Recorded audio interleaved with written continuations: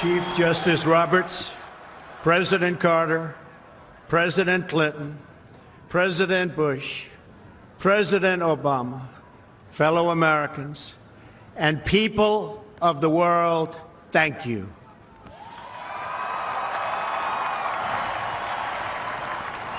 We, the citizens of America, are now joined in a great national effort to rebuild our country and restore its promise for all of our people. Together, we will determine the course of America and the world for many, many years to come. We will face challenges. We will confront hardships, but we will get the job done. Every 4 years, we gather on these steps to carry out the orderly and peaceful transfer of power. And we are grateful to President Obama and First Lady Michelle Obama for their gracious aid throughout this transition. They have been magnificent. Thank you.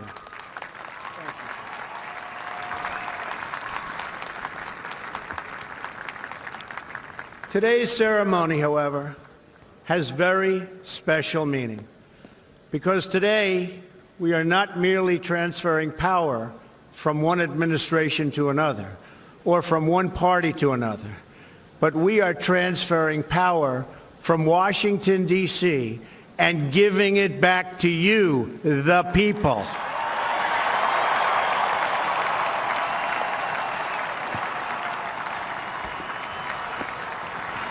For too long, a small group in our nation's capital has reaped the rewards of government while the people have borne the cost.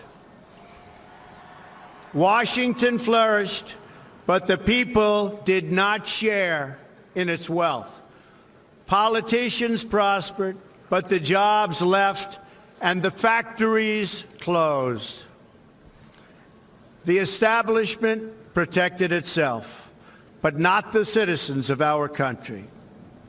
Their victories have not been your victories. Their triumphs have not been your triumphs. And while they celebrated in our nation's capital, there was little to celebrate for struggling families all across our land.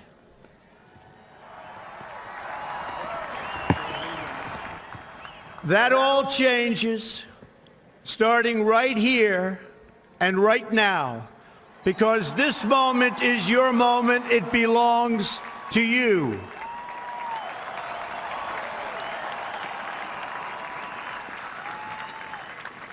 It belongs to everyone gathered here today and everyone watching all across America.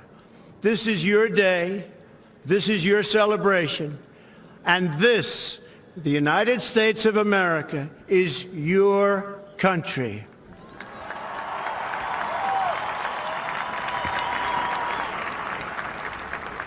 What truly matters is not which party controls our government, but whether our government is controlled by the people. January 20th, 2017 will be remembered as the day the people became the rulers of this nation again.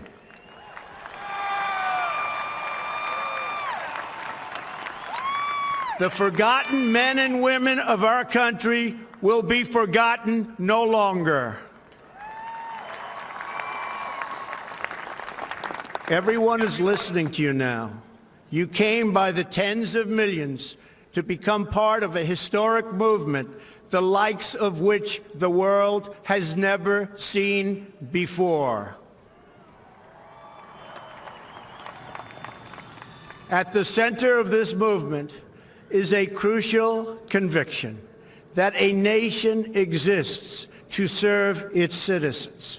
Americans want great schools for their children, safe neighborhoods for their families, and good jobs for themselves. These are just and reasonable demands of righteous people and a righteous public. But for too many of our citizens, a different reality exists. Mothers and children trapped in poverty in our inner cities, rusted out factories scattered like tombstones across the landscape of our nation, an education system flush with cash, but which leaves our young and beautiful students deprived of all knowledge. And the crime, and the gangs, and the drugs that have stolen too many lives and robbed our country of so much unrealized potential. This American carnage stops right here and stops right now.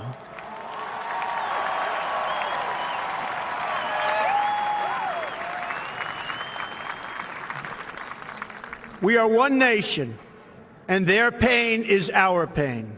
Their dreams are our dreams, and their success will be our success. We share one heart, one home, and one glorious destiny. The oath of office I take today is an oath of allegiance to all Americans.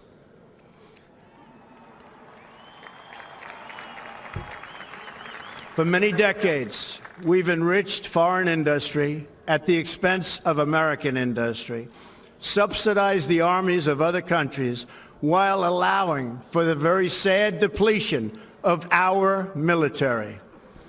We've defended other nations' borders while refusing to defend our own.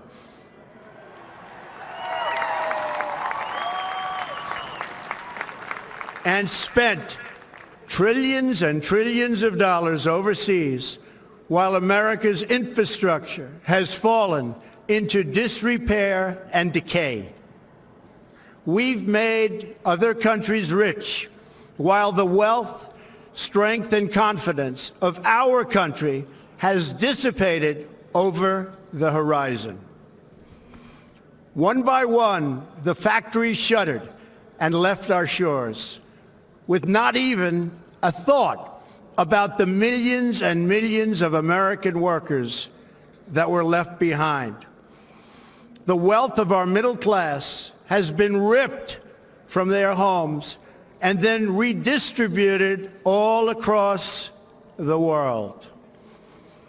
But that is the past, and now we are looking only to the future.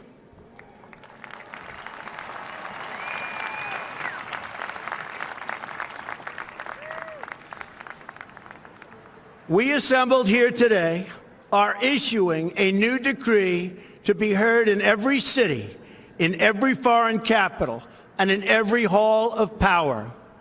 From this day forward, a new vision will govern our land. From this day forward, it's going to be only America first. America first.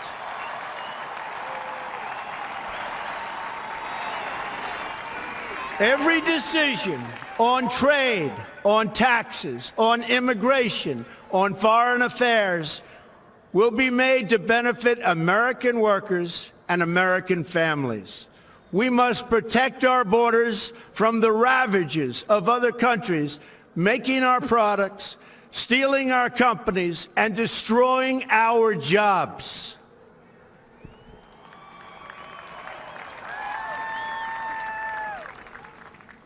Protection will lead to great prosperity and strength. I will fight for you with every breath in my body, and I will never, ever let you down.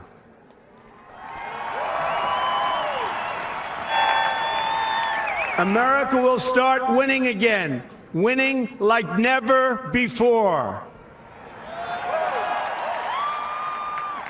We will bring back our jobs. We will bring back our borders. We will bring back our wealth. And we will bring back our dreams.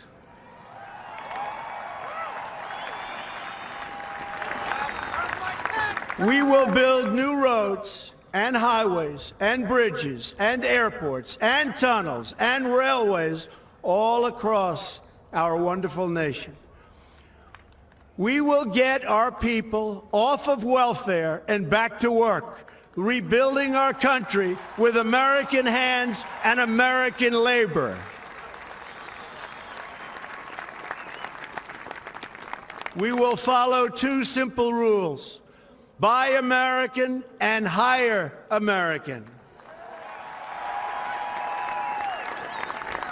We will seek friendship and goodwill with the nations of the world, but we do so with the understanding that it is the right of all nations to put their own interests first. We do not seek to impose our way of life on anyone, but rather to let it shine as an example. We will shine for everyone to follow. We will reinforce old alliances and form new ones and unite the civilized world against radical Islamic terrorism, which we will eradicate completely from the face of the earth.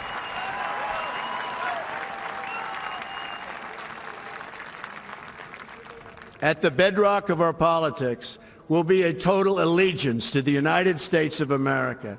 And through our loyalty to our country, we will rediscover our loyalty to each other. When you open your heart to patriotism, there is no room for prejudice.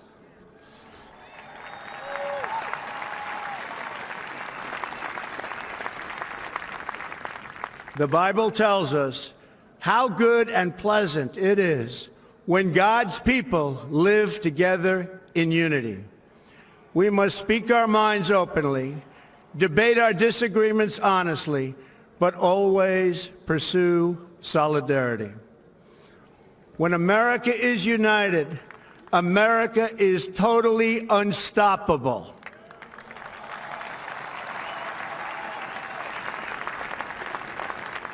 There should be no fear. We are protected, and we will always be protected. We will be protected by the great men and women of our military and law enforcement. And most importantly, we will be protected by God.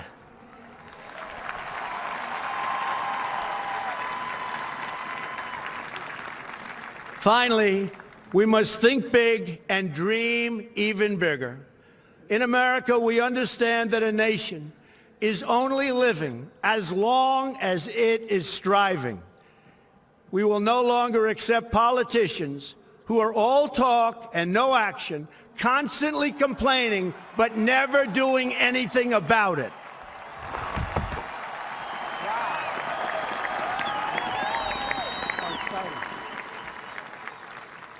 The time for empty talk is over.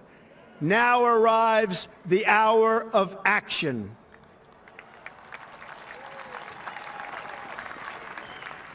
Do not allow anyone to tell you that it cannot be done. No challenge can match the heart and fight and spirit of America. We will not fail. Our country will thrive and prosper again. We stand at the birth of a new millennium, ready to unlock the mysteries of space, to free the earth from the miseries of disease, and to harness the energies, industries, and technologies of tomorrow. A new national pride will stir our souls, lift our sights, and heal our divisions. It's time to remember that old wisdom our soldiers will never forget, that whether we are black or brown or white, we all bleed the same red blood of patriots.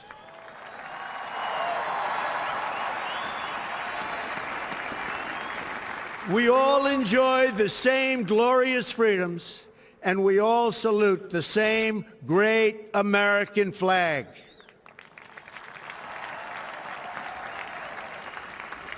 And whether a child is born in the urban sprawl of Detroit or the windswept plains of Nebraska.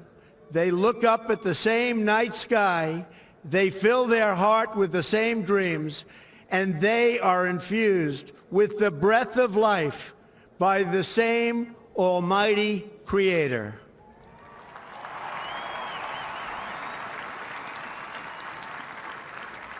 So to all Americans in every city, near and far, small and large, from mountain to mountain, from ocean to ocean, hear these words: you will never be ignored again.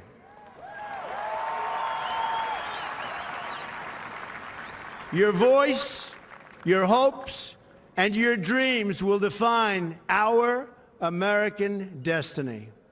And your courage and goodness and love will forever guide us along the way.